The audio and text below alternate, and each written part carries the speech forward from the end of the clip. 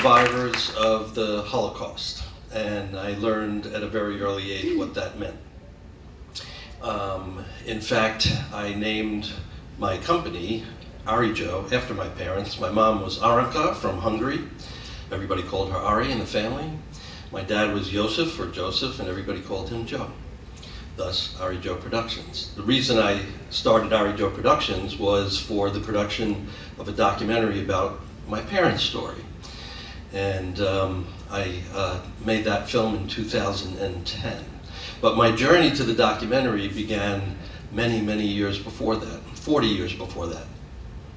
When on a visit to my parents at the home that I grew up in, I was newly married and had gone for a visit with my wife, and my mom had taken to this exercise to improve her written English. She wrote in what I called Hunglish. It was kind of like Hungarian phonetics that spelled out English words.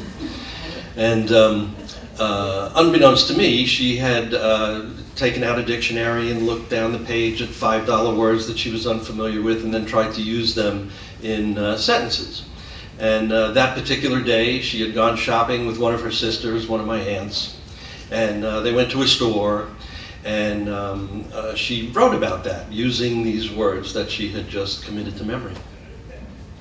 And it was a very mundane entry. They just went to the store and they were shopping and talking about this and that and the other, but something in the store on the shelf reminded her of an experience that she had in Auschwitz-Birkenau.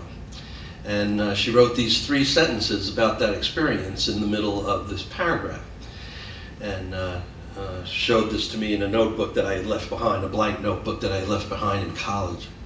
And she very proudly said, you know, Stephen, what do you think of my work? And she didn't realize that I was reacting mostly to these 3 sentences about that story.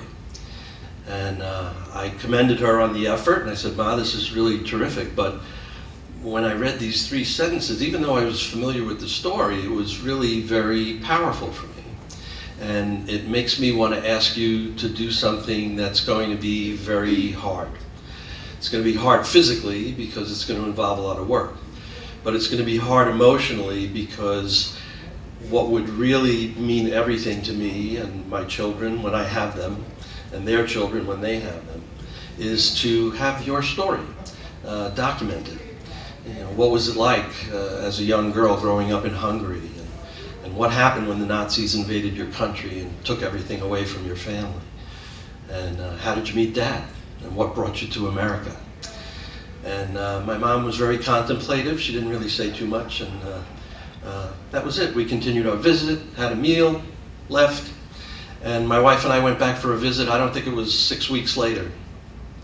And we were sitting in the living room chatting, and my mom got up and said, I'll be right back. She left the room for 2 minutes, came back holding a stack of spiral notebooks. And I had left this 3-hole punch paper behind without fasteners, and she finished her notes by tying them together with string. And she came over to me and handed me this stack of books and looked at me and said, I did what you asked me to do.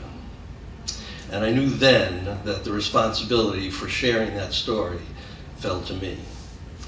So I first started to transpose all of these pages and put them in chronological order, and on an old Royal typewriter, which when I tell this to young people, they have no idea what I'm talking about. And I always had the passion and the desire to find a way to share the story. So years later, when my mom was diagnosed with dementia and the disease got progressively worse, she began to lose her memories, including having written all these pages of the diary. So with professional experience that I had and some inspiration from books that I read and films that I had seen, I decided to go back to all of the places of my mom's experience and use her words from the diary to tell the story. And I did. And I made the film called Only a Number, and now have expanded Arijo Production to tell other people's stories. And whenever I encounter challenges or obstacles, or whether they be personal, professional, business, I think of my parents and the courage that they demonstrated and what they lived through and had me. And that gives me the courage to carry on through almost anything. So,